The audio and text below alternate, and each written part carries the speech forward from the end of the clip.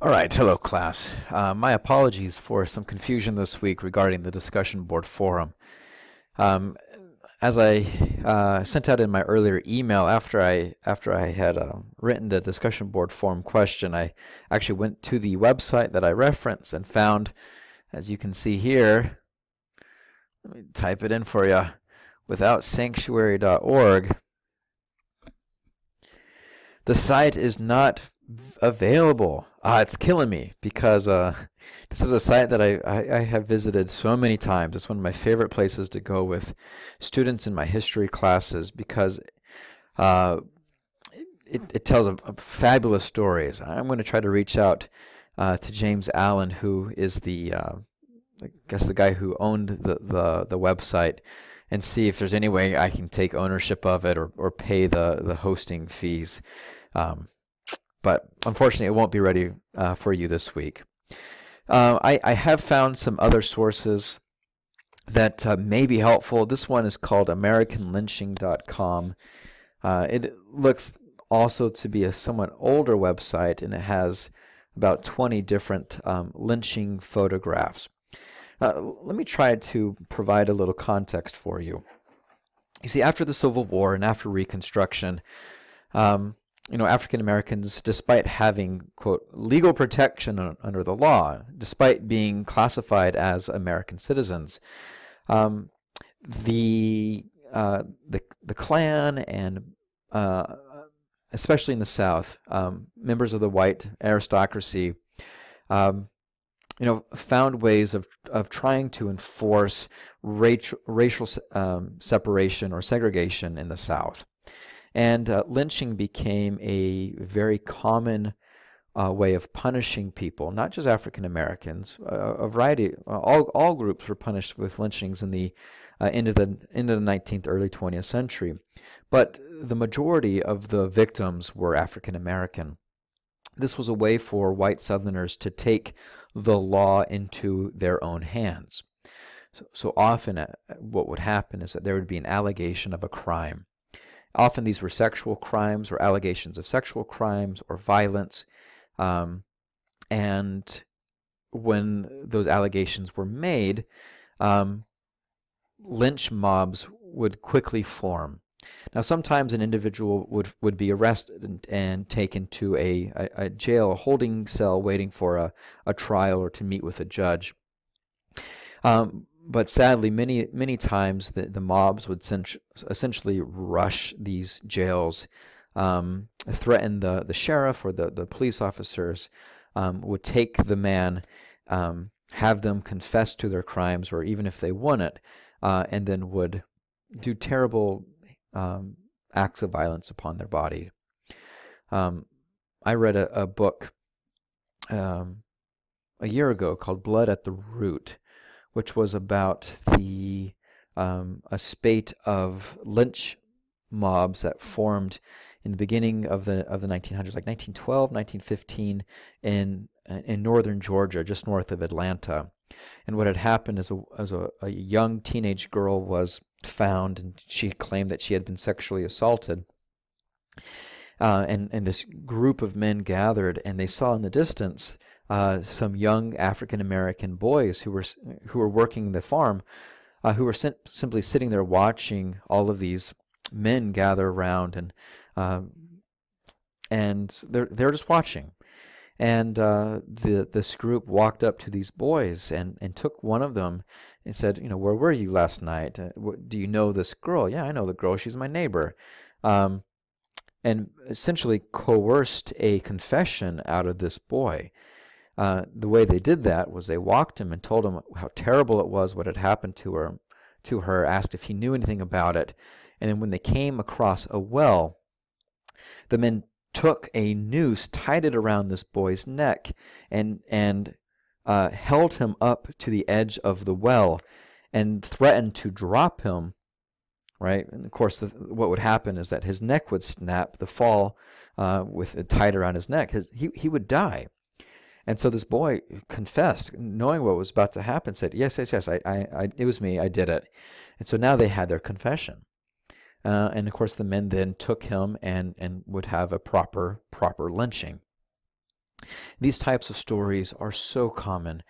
As you'll read about in the coming weeks, the NAACP was established in the beginning of the 20th century, and one of their first major initiatives was to try to increase awareness about just how terrible and how prevalent lynchings were throughout America. Now, to give you a sense of that, I have here a website called monroeworktoday.org. And what this organization has done is they have created a map of the United States and have overlaid with small dots every lynching that has been reported and whatever information that they have about that lynching. Now let me go ahead and zoom out. So this is very helpful because we can see regionally where lynchings took place. As you can see, the majority of the lynchings took place in the American South. These lynchings are also color coordinated, with orange being African American. I'm sitting, my picture here is over it. Let me see if I can read this. Blue is Italian, pink is Native American, yellow is Latino, green is other, and red is Chinese. So you can see for the most part in the American South, most of these lynchings and the predominant number of lynchings were of African Americans. But not all of these were done in the South. In fact, us here in Pennsylvania, there are a couple of lynchings that took place just outside of Philadelphia. There are a couple of lynchings that took place just south of us in northern Maryland. We can look further north. We see that there were some lynchings that took place in New York, especially here in New York City. Chicago had quite a few lynchings, so did Detroit. As we go further west, we will see different color different colors. So we see the yellow, which indicates Latino. We see more reds here in Wyoming and in California. These are the Chinese in Idaho. But for our purposes, we're primarily interested in the lynchings of African American because, let's face it, the majority of lynchings were of these African Americans. Now, as we scroll in, we can, along the bottom of the screen, you can see a timeline, and these will give you a sense of when the majority of these lynchings took place. And you can see that there is bookends on these. These are predominantly in the immediate, in the 1850s, with a huge spike after the Civil War. Right, we can see that here prior to 1870, a huge spike, and then throughout Reconstruction. And then as we get into the beginning of the 20th century, we see another massive spike. And this corresponds to the second coming of the KKK. The first KKK organization, the KKK was originally established just after the Civil War in 1865, 1866 in Tennessee. The KKK would eventually be diminished. Laws were passed by the United States government to prevent the KKK from acting. And so largely the KKK would decrease in size and significance, only to expand once again in the 1910s. And this came largely in the aftermath of a huge wave of immigration.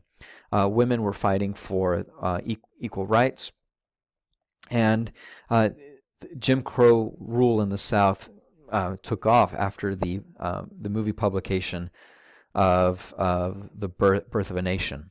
And so we see again in the beginning of the 1920s, again a massive doubling down of lynchings, and they would continue. And this is partly some of the sad stuff, is that lynchings continued after World War II through the 1960s.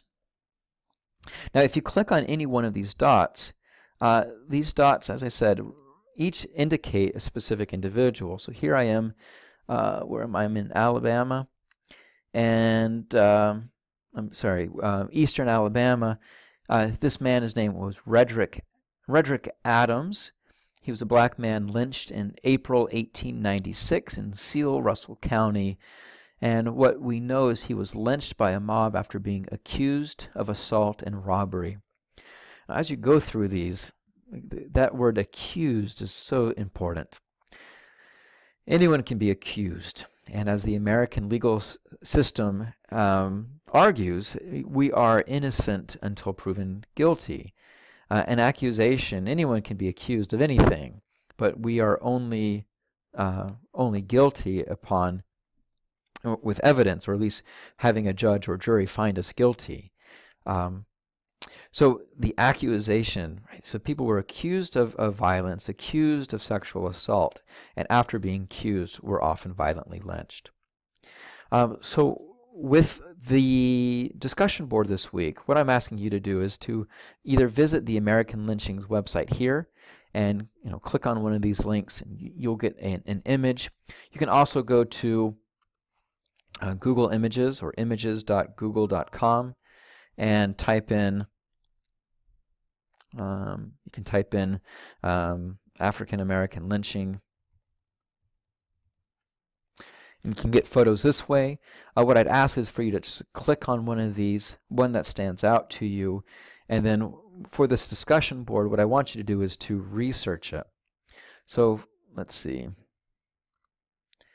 This is Thomas Ship in Abram Smith, Marion, Indiana. So this is the image. What I will ask you to do is to go to something like Google, type in the lynching of Thomas Ship and Abram Smith. So look, there's a Wikipedia page for it. So we have the image, but here we have some of the this is the reporting of an incident. We also see with these footnotes, we see where that information was gathered from, and some of these are coming directly from newspapers. And so these might be helpful primary sources that will help give us some more content. Let's not stop with just this Wikipedia article. Let's see what else we have. This is the America's Black Holocaust Museum. It looks like they have maybe an article about this lynching. The accused, the crimes. Okay, this could be helpful to giving a little bit more information about it. And then 3 eyewitnesses speak. Wow, this would be really interesting. So this is what I'm asking. I want you to find an image that speaks to you. I want you to research that image. I want you to find out what happened, who was involved, what was their crime, or what was their alleged crime, how was the lynching carried out, what do we know about what happened. And the more that you can give us, the more that you can find, the better. And again, there is just so much, so many websites that you can pull from to get a sense of this. All right, so this is my little video. Please, if you have any questions about this discussion board this week, please email me. Let me know. My email address is brantellsworth@centralpenn.edu.